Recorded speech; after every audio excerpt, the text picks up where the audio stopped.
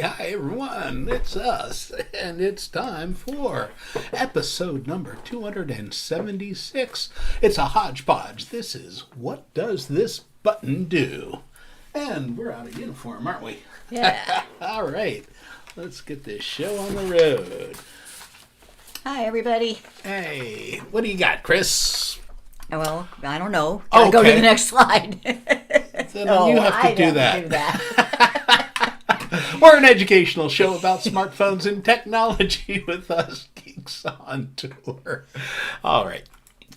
Stop fooling around. We have a quick tip. We start with that. Chris, what do you have? A quick tip is just, I know that there's a lot of these keyboard shortcuts on the phones, and I tend to forget them. And this is one that I happen to be remembering and using this week, and I kind of like it, so I want to show it to you.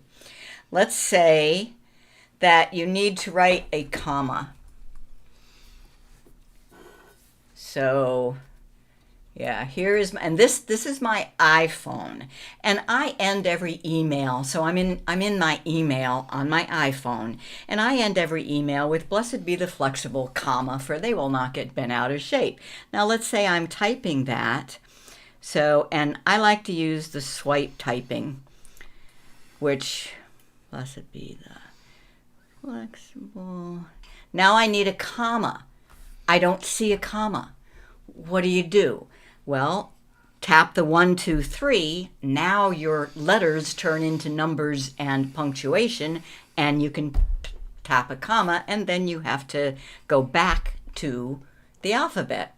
Well, that's where there's a shortcut. If you think of it, and I tend to like this one, you touch and hold on the 1, 2, 3, and the keyboard changes. You can swipe over to the comma and let go, and it changes back.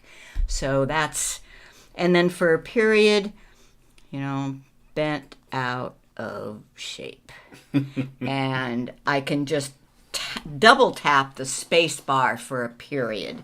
So comma and period, but that also gets you your numbers, so if you just want to put in one number, touch and hold on the numeric button, swipe over to the key you want, let go, it's back to text. That's iPhone. Now on Samsung, very similar. So, except there's already a comma and a period, so really don't need it for the commas. But let's say that I wanted to put a semicolon rather than a comma. So blessed, and if you don't know what I'm doing here with the swipe, take a look at video 711 or 712. The flexible. All right, now I want a semicolon.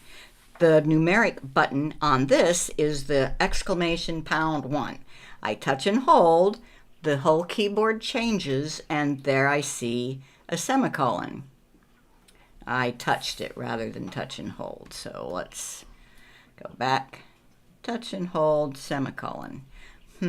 Okay. Yep, this one is different.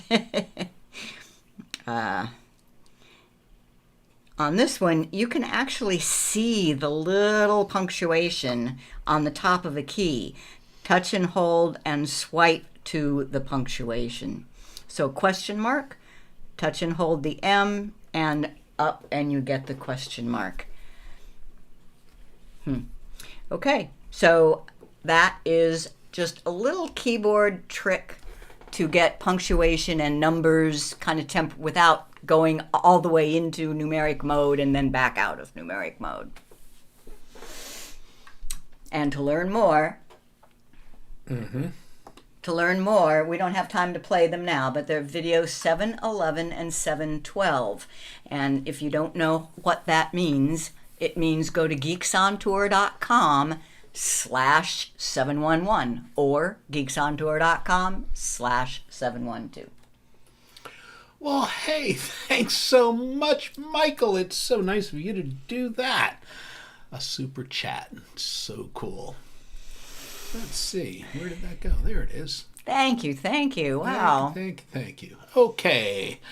Well, hi, everyone. I'm Jim, and here together with my wife, Chris, we are Geeks on Tour. And do you think your smartphone is smarter than you? And do you have questions about your iPhone or your iPad and all these? How do you learn about these amazing devices? And you know, it occurs to me, the phones are getting smarter every day. Oh, God, yeah. So if you have any hope of being as smart as your smartphone, you got to keep learning. Lifelong learning. We are geeks, also known as propeller heads. We've been in technology since the early 80s, and we are teachers. So we came up with this YouTube show. We make it like a class every other Sunday, and we pick a topic and go into a little bit of depth. Today, we're just doing a hodgepodge. All of our content is collected on our website at geeksontour.com. Okay. Where are we now, Chris? We're home enjoying South Florida. Oh, the weather's been gorgeous. Oh, it has been so beautiful. Yep. So we've actually spent some time sitting out in our backyard, and that's our hibiscus there. So we're enjoying our South Florida neighborhood. Yep. Now, next week, we'll be underwater. Okay. We're going on a scuba trip to the British Virgin Islands. And before that, we're going to be going over to the Sarasota area and doing a live presentation. Right, Sun City Center Computer Club. We're going to have a live, real people in front of us. I don't know how to do that anymore. You guys have been so good right there. I don't need it. Okay, so thanks to our premium members, we have a lot of folks looking here. Let's see, Alice and Finger Lakes, Tech for Senior, Ron, Chris will be on tomorrow with Tech for Senior. Let's see, Huey is here. Judy Reinheimer. Hey, Judy. Benson, Arizona, we've been there. Leo Vandenberg. Hey, kids. Thank you so much. Linda Borman, Largo, Steve, and the Rio Grande Valley. Let's see. Kathleen's up in New York City, and it's cloudy. Well, at least it isn't raining. Okay. We have a friend up in New York City who's getting on the Queen Mary. Yeah, Queen Mary 2. And heading to London later on today. Germany. First stop, Germany. Oh, very cool. I think. Okay, whatever. Anyway. Oh, well, not on the ship, of course. that goes to Southampton, yes. Never mind. Never mind. Chris makes stuff up. She's worse than an AI sometimes. Liz, Ohio, it's raining there. San Antonio. Hey, look at all these people here. Yep. And Jerry, I think that's good to see y'all. Just about the end. One more. Linda Barchman in Arizona. Great. So thank you. Our premium members make our work possible. Join us at geeksontour.com/join now. We have a backstage pass for our premium members. That's a benefit of premium membership. It's a Zoom meeting right after this show.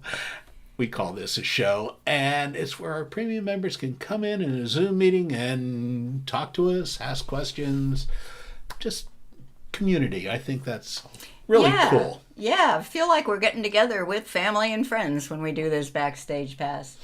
Okay.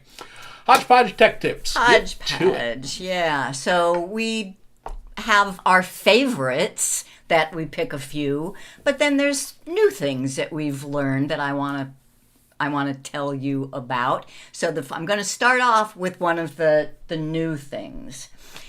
I mean, it's not that new as far as when it came about, but it's new for us teaching because we don't normally teach just computer and Chrome browser, but this feature is so useful that I wanted to share it. All right, so Chrome profiles, what is it? It means having different users, the ability to use one computer with different users. Now, it's always me. I'm not talking about different people sitting down at my computer, although you could do that. I'm talking about all the different profiles that I use. So, for example, we belong to a Toastmasters group, and we do some work with the Toastmasters. And the Toastmasters, the club is called Early Birds, and it has its own Gmail account. So rather than logging out of mine, logging into theirs, and then I'd have to log out of theirs and log back into mine in order to do work, this is what you do. This little button up at the top, see, my face is on here twice, but it's the one up at the top that is the Chrome profile. This one just represents my Google account for this page. If I click on the Chrome profile button, I have a lot of them. But here is Early Birds. So I click on Early Birds, and notice the whole color and everything changes. It's like it's a separate computer, like I moved from my computer over to the Early Birds computer. When I go to Gmail, I'm getting the Early Birds Gmail. When I go to Drive, I'm getting the Early Birds Drive. Notice the Toastmasters logo. That's not in my account. That's in Early Bird's account. And if I go to Photos, that was a shared one. If I go to Photos, I'm getting the Early Bird Photos. This is our Early Birds Toastmasters Club pictures. All right, so how did that happen? Let me show you. So I also use profiles for fake accounts. You know, in order to demonstrate certain things, I don't want to use my real account. So I have several accounts, and one of them is called Danny Demo. So let me show you. Oh, one last thing while I'm still on Early Birds here. Let's say I want to copy one of these pictures, and then I want to go back to my profile, my computer, and paste it. No problem. Down at the bottom, I can't really see this, but down at the bottom you see the little Chrome icon. There. No, you can see it now? Okay. Down at the bottom you see 3 different Chrome icons. One of them, it's very hard to see, but I can tell. That is my face. If I click on that, I'm on my computer, on my profile. If I click on this one, I can tell that that's the little Early Bird icon. Now I'm in there. So you can go back and forth, and you never have to sign out or sign back in or remember the passwords. It's all set up in your profile. So how do you set up a profile? At the bottom of the profile list, there's Add. And you just sign in, you know, so this is the first time you do this, you'd absolutely have to know the username and password. So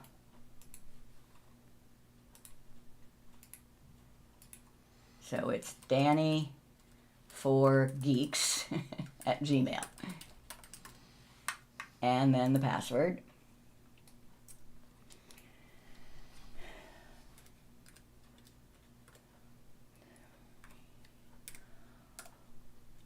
Can't talk while I'm doing this or I'll mess up. Okay. Now, hope for the best. And no, I don't want to turn on sync. I just want to be able to get to his stuff. And let's see, I should give him a different color. How about this aqua color?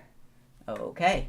So now I have a profile. If I go to Gmail, I'm seeing Danny's Gmail. Can see here. Oh, and it has a security alert that somebody signed into his account. And if I go to Photos, I'll be seeing Danny's photos, etc., etc. Now I have 1, 2, 3, 4 different Chrome browsers open on this one machine. 4 computers in one. Very, very useful. You can do it for your business and your personal, you know, have a different profile. Makes it very easy. So now I need to go back to mine and on with the show. Oh, now here's Transcribe and Summarize YouTube videos. This is some AI going on here.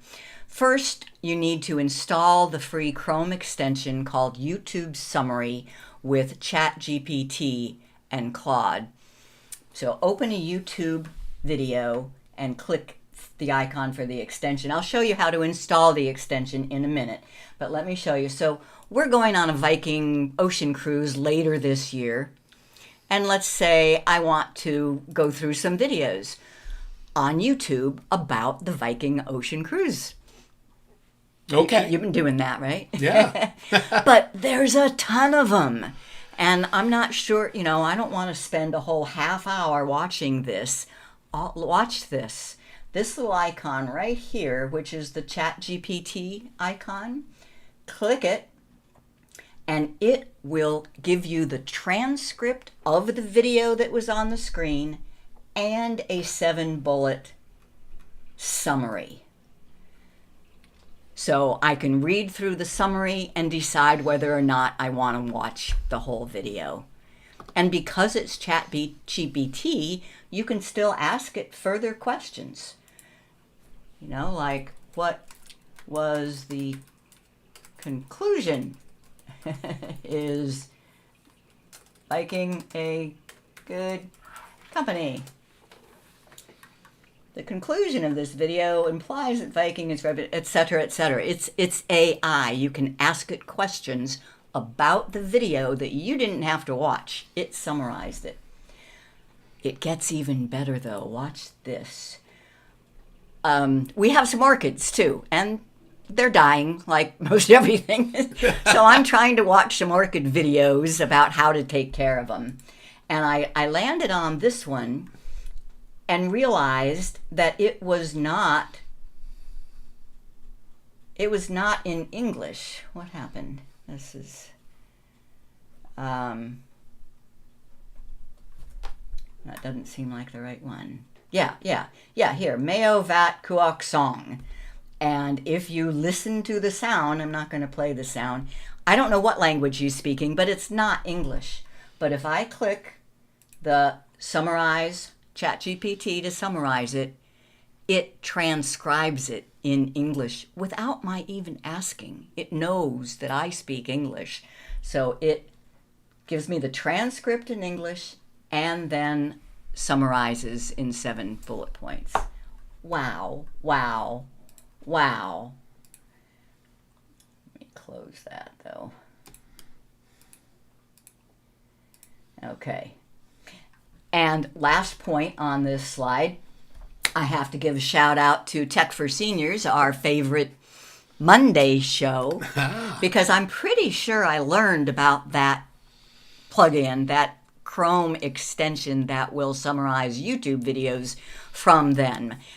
Check if you don't know about them. They have a Monday show at noon on Mondays, and it's kind of a hodgepodge also of tech tips.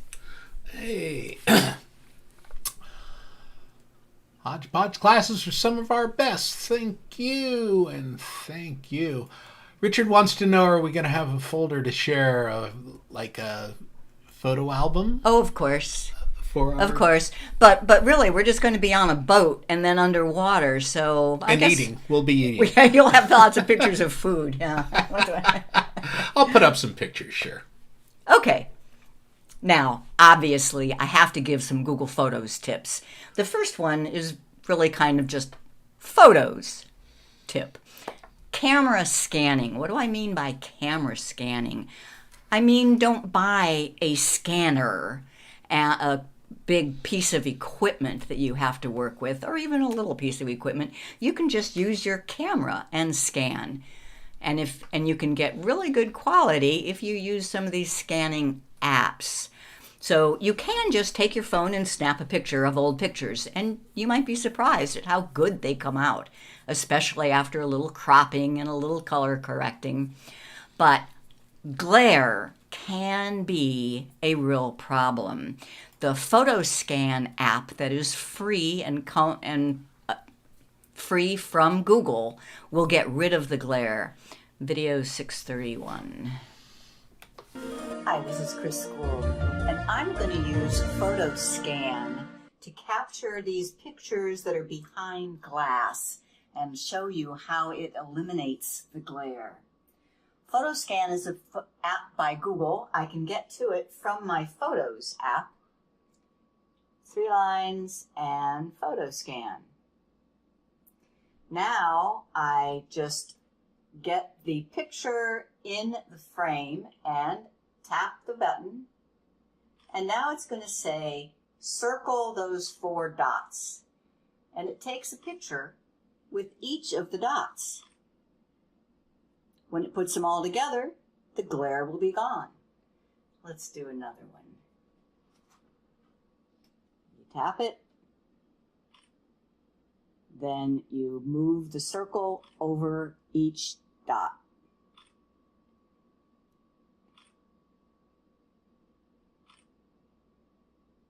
Now, if yours isn't doing that, it might be because you have the glare control off. And that's that little button right there. If there's a slash through it, then it's not going to do the glare control. So let's do one more. Notice it also has a flash. The purpose of the flash is to get rid of the reflections. Then the purpose of the 4 shots is to get rid of the glare from the flash. All right. So then I'll show you how that looks in Google Photos. So here I am looking at Google Photos, and here are the 3 shots I just took from that big framed collage on the wall. Not bad. But you could still do some adjustments even in Google Photos. I can click on Auto, or I might even decide it looks better in black and white. The next photo, that looks pretty good. I can always use an auto though. Auto correction brightens it up a little bit. And the third one, same thing. Just do an auto. How about an auto, and then we'll go to color and then just back off on the color a little bit.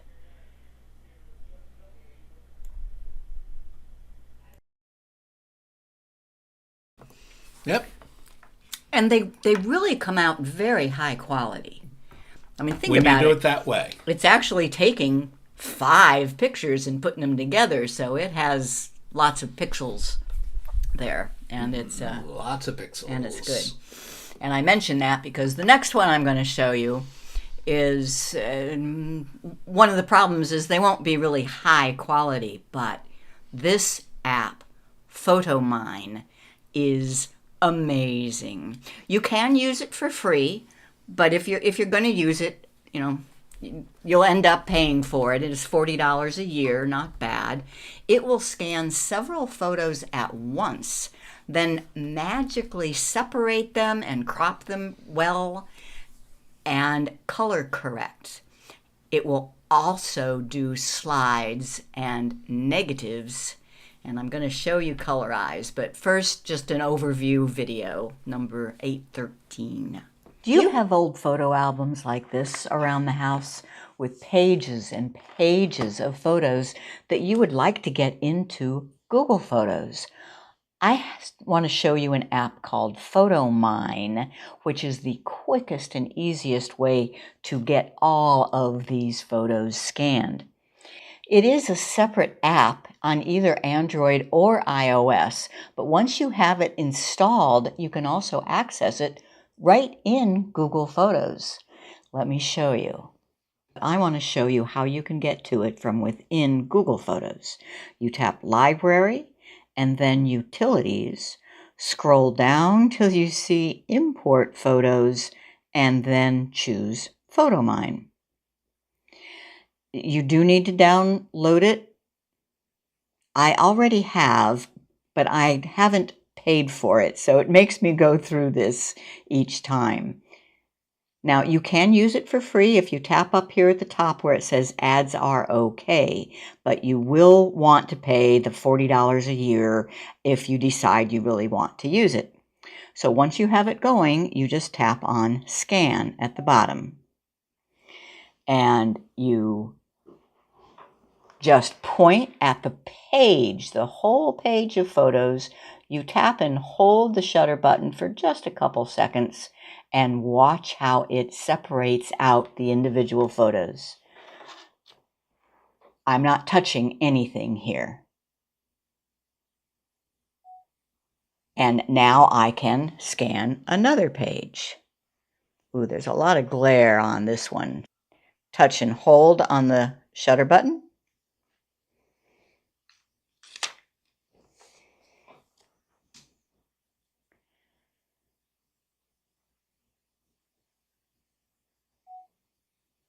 Now I'm on the third page. Touch and hold the shutter button.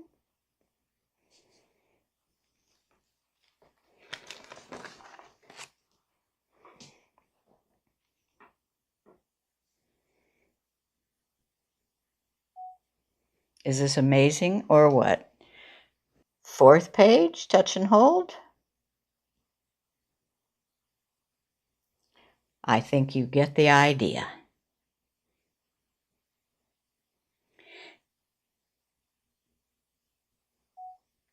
And when you're done, you tap done. It says that I have captured 12 photos.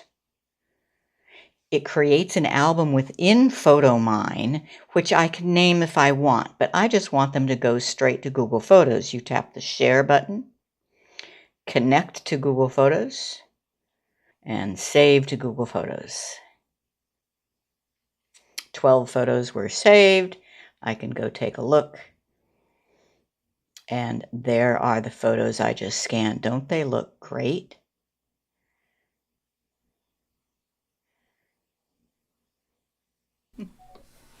So I've been playing with this just a little bit lately, and I think the best part of it is the color correction. It can make pictures look so good, and I have not been able to do the same by using what I know of Google Photos editing. And here's just one example. So it's scanned. You know, these old photos get really colored, discolored. The original is on the left. The Photomyne improved copy is on the right. Then it gets even better. So I'm going to go to Photomyne. That's this app right here, the red and white, Photomyne. And I have some old black and white pictures. I still haven't paid for it yet. So I'm going to say ads are okay. And now here is an old black and white picture. You remember that, Jim? I think that's you. That is me, but I don't remember that. What did you do to that car? I don't know. Tried to hit me or something. So I'm in the Photomyne app. I bring up a black and white picture and I tap this colored circle up here. It says, colorize this photo. Yes, and ads are okay.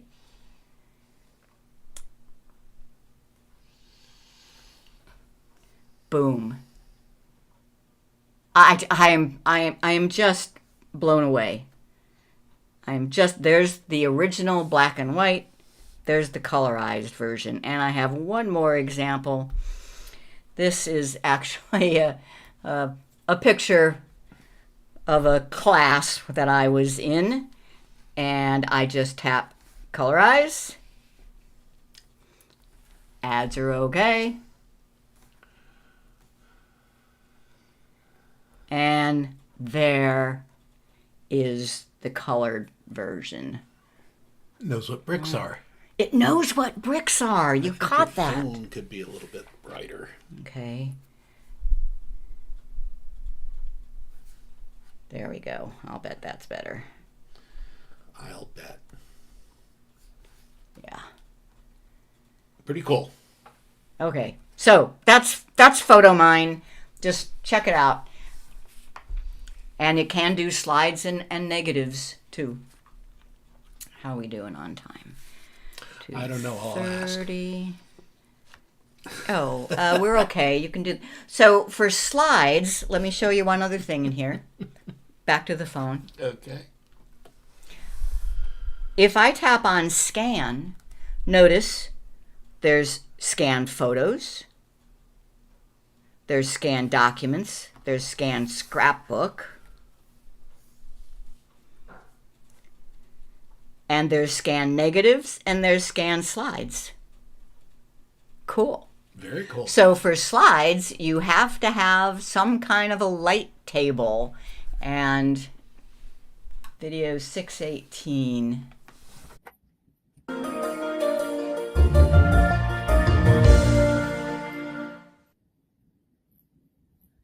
Do you ever wish that you had a light table to put your slides on so that you can see them? Well, guess what? If you have a laptop computer, then you do. You just need the screen to be white. So I'm going to open up Notepad and make it full screen and turn my brightness up as high as it'll go. There. Now, my particular laptop, I can fold it around to make it flat. And now I have a light table. But even if yours doesn't, you can use it. Just turn it around.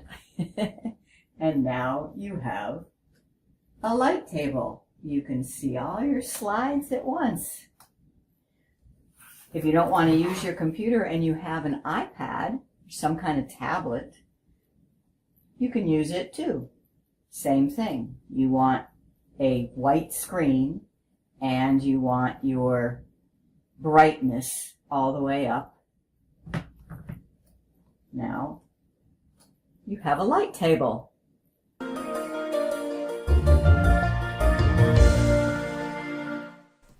Very cool. Just two caveats there. If you read the help screens in Photomyne about how to do the best scanning, they do not want you to put the slide directly on the light table. And I tried, and there is a good reason. You need to hold it. So you need to hold it a couple inches away from the light table and then have your phone a couple inches away from that. So they have devices meant to hold your slides and to hold your phone because you need to be very still. And, you know, Photomyne does not create as high a quality of result. But, you know, if you're talking about boxes of old slides or photos that have been in the closet for years, you just want to capture them so that you could look at them. I think the quality is good enough. Agreed. Okay. Did you say there were some questions? Yeah, sure. There's a question. Bill wants to know, our main account has PhotoScan. Will bouncing between profiles allow PhotoScan or Google One features? Ooh, PhotoScan. PhotoScan is an app on your phone. Profiles is only on the computer on your Chrome browser. So those don't Google One features, and no, it's account based. I mean, when I go to Danny Demo's account, he only has what Danny Demo has paid for, which is nothing. Okay, Rosemary says, you showed the RV Parky app for free trip planning a while ago. Free requires... Yeah, it's not free anymore. Yeah, that's a drag. I mean, they allow, what, 3 stops or something like that for free. Yeah. Do you have any suggestions? But it's like $25. No, I have not found anything as slick as RV Parky for trip planning. Just, yeah. I mean, there are others, but most all of them have a charge, too. There are some free ones. What's that funky name one? Furcot. Furcot. Very good. Furkot. It's full-featured, but good luck figuring out how to use it. You know, it's worth the money to have something that is easy to use, like RV Parky. Okay. Were you going to demonstrate copying an image from one profile to another? Well, sure. So here is I'm on my profile. This is Google Slides. I can go to Early Birds and get this picture of, that's a great one actually, and copy image, and then go back to my profile and paste. So, I mean, that's how easy it is. If you've been struggling with logging out and logging in and sending it via email, profiles are wonderful. Thanks for the question. Okay. Bill says last week's selfie stick idea works great to hold the phone steady and take photos of the slides using the light table. Absolutely. Absolutely. A selfie stick, because that really is important to hold it steady when it's doing that scanning. Okay. Now for some real Google Photos tips. Sorting albums. I get this question a lot, and yes, Google Photos can sort albums, but it's just not really obvious where it is. You have to, number one, you have to view your albums. We're talking about your list of albums. And then just above and to the right, there's this little two-headed arrow that probably says most recent photo. If you click on that, you will see the other choices, last modified or album title. Let me show you. So I go to Google Photos, and I'm not going to go to my Google Photos because I have so many albums that you can't tell how they're sorted. I'm going to go to Alan's profile because he has more pictures than Danny does, but not as many as I do. So I'm looking at albums, and notice up here where it says most recent photo, that up and down arrow is the symbol for sorting. And if I click on it and choose album title, I mean, notice that the first title here is Photos of Alan and resolution down and upscaling. If I click album title, it completely changes. So now it's starting with numbers and then A and B and C. So that is alphabetical. You can also do that. So you have three choices. So that is, let me go back to my profile. That is sorting your list of albums by album title. But some people what they're asking is how to change the sort order of the pictures within an album. You can do that too. And it's the same little up-down arrow symbol. Now let me show you that. And I think I will go to my photos for that. Where's my photos? I haven't opened my photos yet. Wow. So these are my photos, and I will go to an album and 2024 April. All right. So it starts out, the default sort order for albums. Albums are meant to tell a story. So it starts with the oldest photo first. I can see that this photo is from April 1. All right. And I have two of that one. And then it goes to April 8, etc., etc. April 9. So just, I know that these are in date order from early to late because it's supposed to tell a story. Let's say I want to change that. First you have to tap the three dots and edit album. Now you have some tools up here. There is the sort tool. And here you have the choice between oldest first, newest first, or recently added. So if I want to see, well, what is my most recently added photo. Okay, it's these. While you are in edit mode on your album, you can also just drag and drop. I can drag this photo down here. I can drag this one all the way up to the top. So that's called a custom order. If I click the sort, you will now see custom order. If I go back to oldest first, I lose my custom order. Okay, so that is sorting photos within an album. So you can sort albums, you can sort photos within an album, and you can sort your entire library in your grid. There's 2 different ways. So sorting your entire library of photos. Now, what am I talking about? The default order, and you probably are all aware, if you use Google Photos, you know when you open Google Photos, you're seeing your most recent photos on top.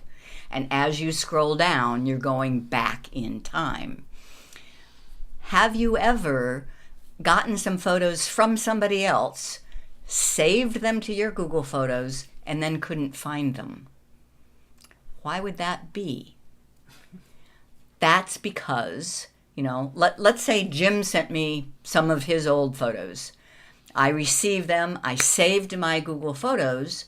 They will be in my library according to the date taken, all over the place. So how am I ever going to find them? I don't know what date each of them were taken. There is another way to sort, and it's called recently added. So I go to my Google Photos, and for this, let me do a complete demo.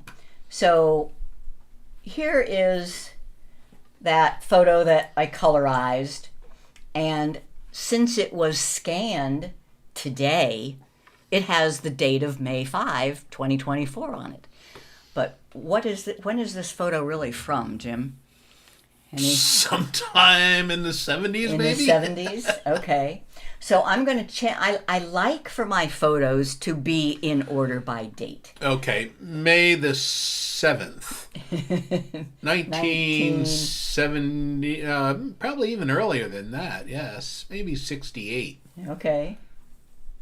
Yeah, you look pretty young there. Okay, so I'm going to say That's just because I look pretty old now. 1968 and save. Okay. So date has changed, and the colorized version of that photo is no longer in here. And here is one that I just scanned. This is from my scuba class when I first got certified scuba. So I know that was in 1983. I don't care about the month and date. All right. So those pictures are no longer showing at the top of my Google Photos. How would I see them? You click on Explore or Search on the phone. It's just called Search. It is still the magnifying glass, but it's called Explore on the computer. And if you scroll down, you will see Recently Added. And there are the photos that I scanned. There's the one of me in the scuba certification.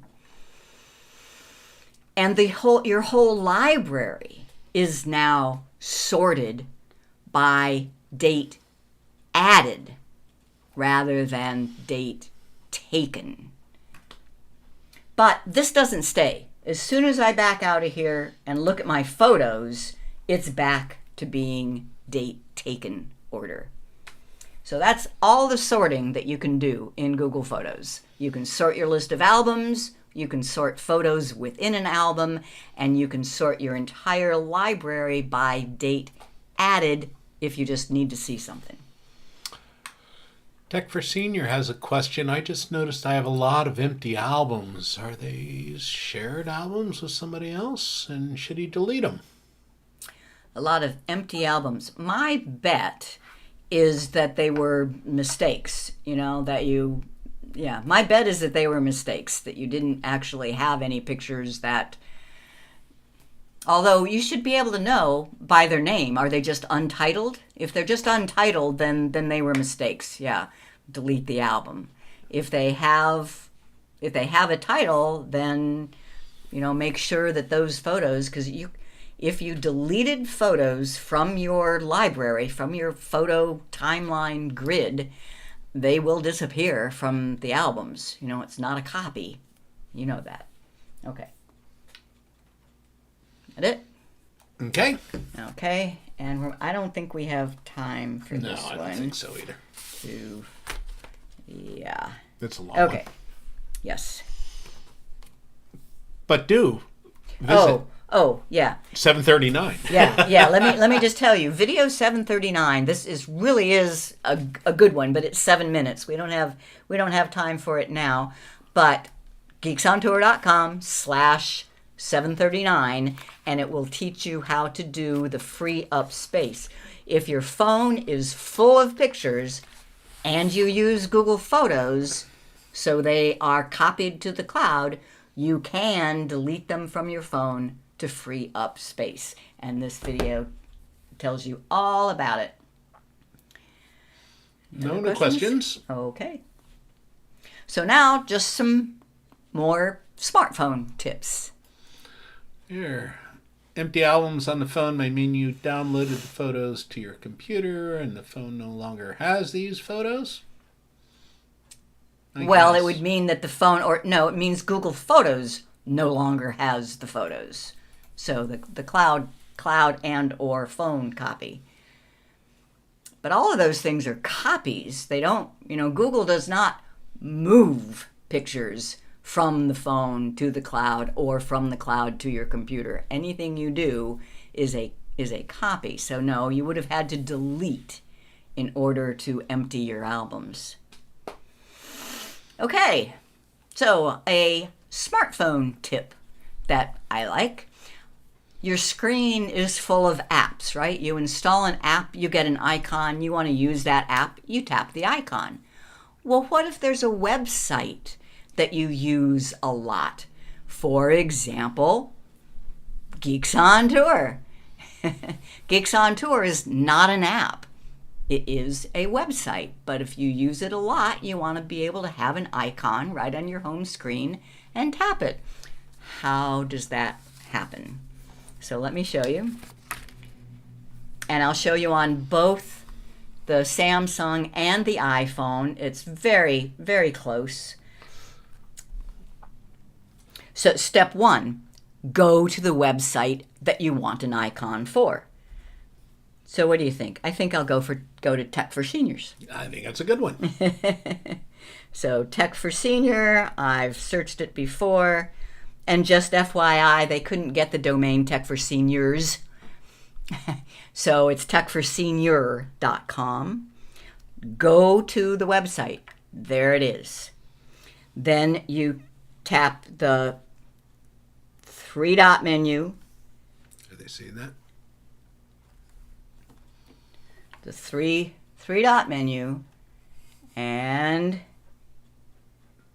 add to home screen. That's it. And then you can call it anything you want. Tech for Senior sounds fine. Notice they don't have any little icon. You should probably have one, you guys. But it just has a icon with the letter T. If I add to home screen. Now if I go back to my home screen, there is an icon that will take me straight to Tech for Seniors. Yay. You like that? Okay. All right. Debbie's here. Oh, very good. She probably recognizes that it was my spending some time with her this week with all her old photos that inspired me to do this. To do these topics. Let's see. Judy, I think I have everything on backup to the cloud and get the reminder from Google One to clean up. Still searchable from the device? No. No, search for searchable, it does need to be in the cloud. You had that right a long time ago, Judy, and I might have confused you. In order to find something with Google Photos search, those photos must be in the cloud, in your Google account in the cloud. So I think you should just pay for the next level of storage.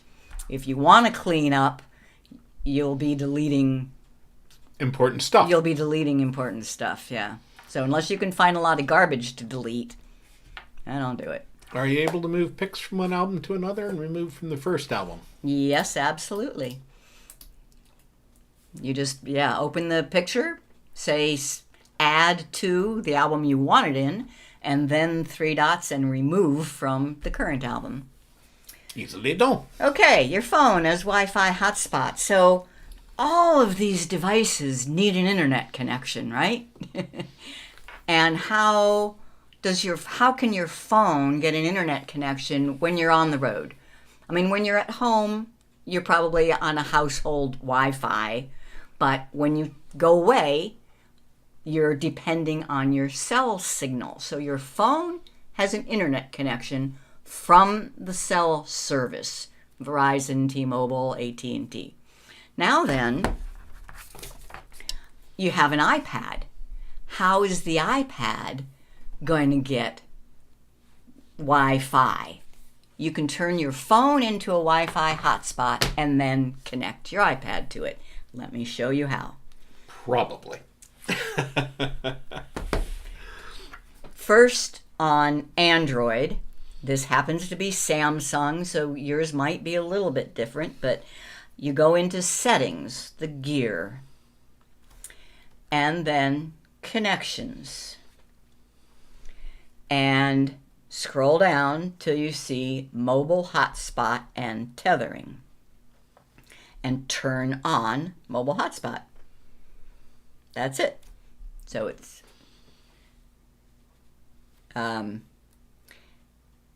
saying that my Wi-Fi is being shared. So no, I'm going to turn off my Wi-Fi to make it clear that I'm using the cell signal that's coming into the phone and sharing that as a hotspot. Then if you tap on hotspot, you'll see, oops, it's called Mrs. Geek, and you can have a password to make sure that anybody who connects to it knows you. You have to tell them the password. So that's the Samsung. Now on the iPhone,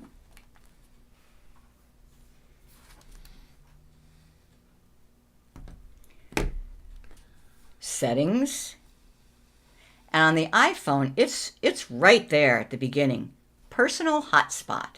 Just tap there and make sure it says allow others to join. And it is called, Chris's iPhone 14. So both of my phones are now being hotspots. What does that look like? So we're off camping somewhere, and I want to use my iPad, and it is a Wi-Fi only iPad. Tap on Settings. Wi-Fi. Right now it is connected to our household Wi-Fi, but looky here. Mrs. Geek, that's my Samsung's hotspot. And I'm not seeing the iPhone yet, but I expect it will come. My hotspot's there. Oh, okay. Jim turned his phone into a hotspot. His is Geek Nexus AP. So that's how it works. You just turn on the hotspot on your phone, then you can connect to that hotspot from your other devices, your computer, or yes, Maurice, thank you. Please mention some cell provider plans may charge extra for being able to use their service as a hotspot to other devices. Other plans may not allow it at all. Some plans might not allow it at all, right. That's right. why I said maybe. Right, okay. Okay. So that's phone as Wi-Fi hotspot when you're on the road. And you do have a cell signal. if you don't have a cell signal, all bets are off. Then this slide applies to you. If you're somewhere in the woods, Yellowstone, this is the last time this really happened to us at Yellowstone. There was no cell tower within miles and miles and miles. So our phones could not connect. But we're still using them as cameras, right? So we're using the phone. Did you know that it keeps searching for cell towers? And that uses a lot of battery. If you turn on airplane mode, it stops searching. Right. And that will conserve your battery. And, Yeah, a lot. Yeah, quite a lot. So, it does. If it's constantly searching, your battery's going to drain. And just an extra little tip, the solar chargers are a good thing to have in the car, just along with your first aid kit and other emergency supplies. Blankets and water. Yeah, get a solar charger so that you can charge your... All right. Okay, Linda wants to know, I've always used Gallery. So she's on a Samsung to make folders for the pictures. How do I do it using Google Photos? Click pictures, but what do I do to make a folder? There are no folders. There are no folders, yeah. Yeah, and that's too, if you've always used Gallery, then you should probably stick to Gallery, because all the albums you've made in Gallery will not be seen by Google Photos. They're two completely different systems. But the way you do it in Google Photos is, so all of these, I can select a bunch of photos, and these are all scans. Oh, Debbie, you recognizing some of these, I'll bet. And then you click the plus, and you say album, and new album. And I call it Family Scans. So now I have an album of family scans. You click on albums, and there is the Family Scans album. So it's very easy to do in Google Photos, but it's completely separate from Gallery. Okay. Okay. Great. And I think we're done. Google Maps timeline. Oh, yeah. I want to show this. So if you go to Google Maps and 3 lines and timeline. What is timeline? If you have location turned on your phone and on your Google account, it remembers every place that you have been with that phone. And I like to brag on this map. All those red dots are every place that we've been since we've had smartphones. Let's say that you want to remember the name of a restaurant. When we were in Hawaii, I can find that, and I can click on a little dot. It was somewhere. Oh, and look, there it is right there. Yep. Ono Shrimp and Shack and Shrimp Steak and Shrimp Easy Shack. for you to say. And that goes to the day, and it shows that, well, first we were on the ship in Kauai, we went to Oahu, then we rented a car and went around Oahu, and the shrimp at this place was great. Over on the left, it tells every place we went, Ono Steaks and Shrimp. So that's Timeline, Google Timeline, part of Google Maps. I think I really am done now. Yeah, sure. Okay, this is a reminder. Yeah, subscribe to our YouTube channel.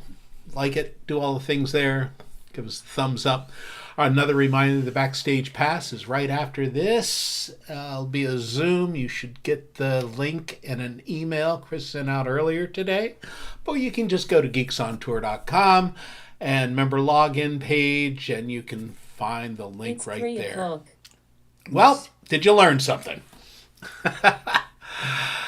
What app will scan multiple photos at once, then separate the color and color correct? Is it Digitizer, Photomyne, PhotoScan, or PixelScan?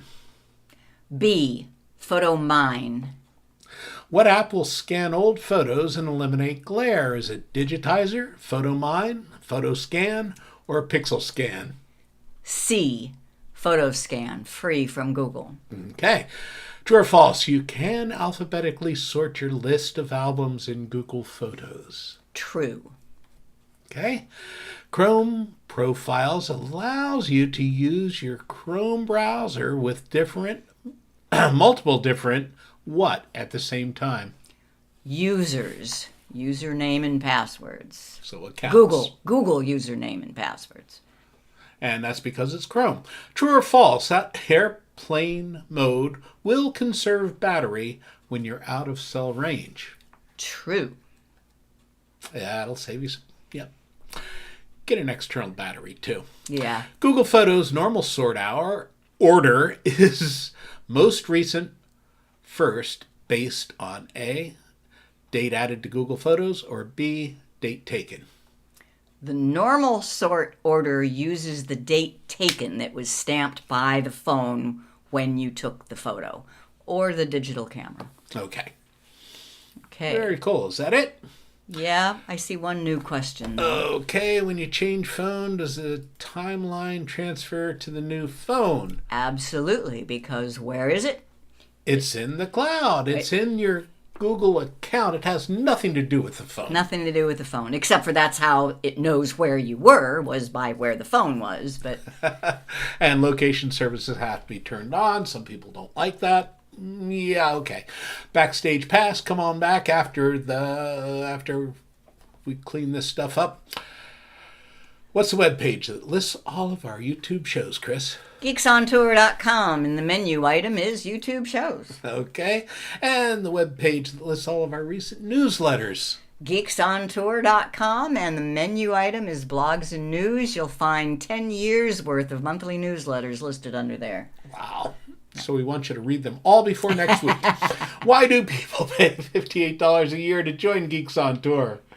Well, they get to ask us questions in our Q&A page. They have access to us via Zoom, the Backstage Pass, and others. Hundreds of Show Me videos, written notes of these button shows, and some people become members just to say thank you for all the training we give for free. Okay. And we thank you. And yes, that's the deal. Become a member at Geeks on Tour. Just go to geeksontour.com/join now, and you can do it. It's a great deal. I'm Jim. I'm Chris. And we are Geeks on Tour. It'll be a couple of weeks before we see you again. Yeah, we have a few things going on, but Yeah. we look forward to it. Sign up for the newsletters, do all that stuff, and we'll see you next time.